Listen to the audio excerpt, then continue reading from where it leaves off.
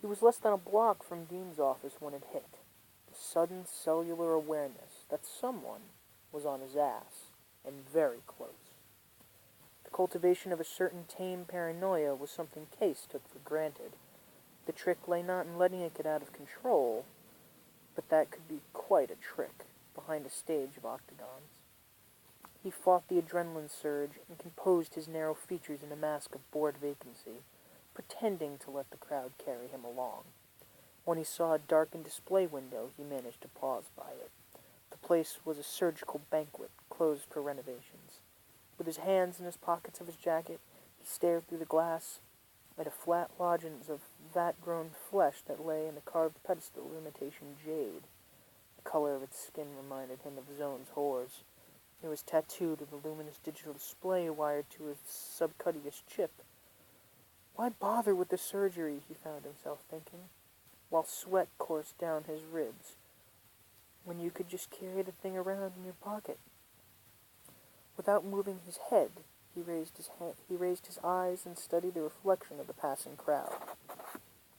There, behind the sailors in the short-sleeved khaki, dark hair, mirrored glasses, dark clothing, slender, and gone.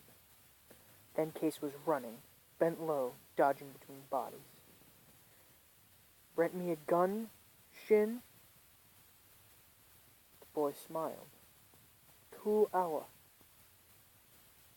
They stood together in the smell of fresh raw seafood at the rear of the Shiga sushi stall. "You come back. 2 hour. I need one now, man. Got anything right now?" Shin rummaged behind some empty 2-liter cans that had once been filled with powdered horseradish. He produced a slender package wrapped in gray plastic. "Taser, 1 hour. 20 nuyen, 30 deposit." "Shit, I don't need that. I need a gun. Like maybe want to shoot somebody, understand?" The waiter shrugged, replacing the taser behind the horseradish cans. 2 hour. He went into the shop without bothering a glance at the display of shuriken. He'd never thrown one in his life.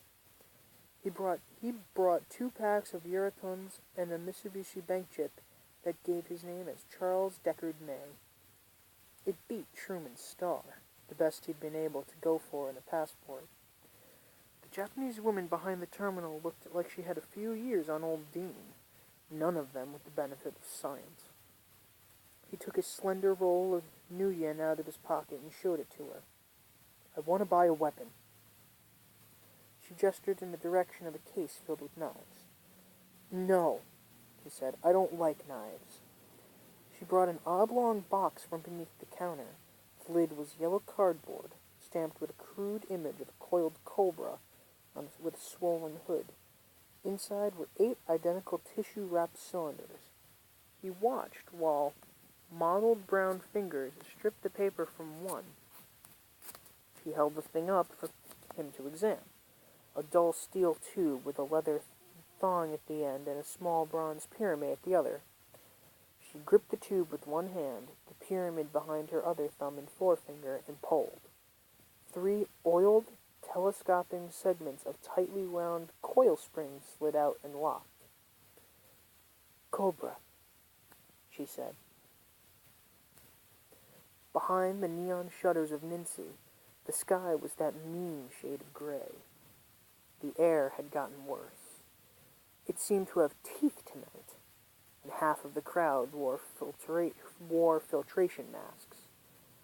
Case had spent 10 minutes in a urinal trying to discover a convenient way to conceal his cobra. Finally, he'd settled in for tucking the handle into the waistband of his jeans, with the tube slanting across his stomach. The pyramidal striking tip rode between his rib cage and the lining of his windbreaker. The thing felt like it might clatter to the pavement with his next step, but it made him feel better. The chat wasn't really a dealing bar, but on weeknights it attracted a related crowd. Fridays and Saturdays were different. The regulars were still there, most of them, but they faded behind an influx of sailors and the specialists who preyed on them.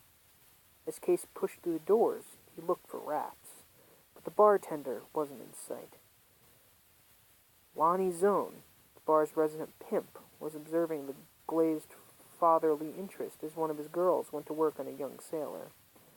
Zone was addicted to a brand of hypnotic that the Japanese called cloud dancer. Catching the pimp's eye, Case beckoned him to the bar. Zone came drifting through the crowd in slow motion, his long face slack and placid. You seen Wage tonight, Lonnie? Zone regarded him with his usual calm. He shook his head. You sure, man?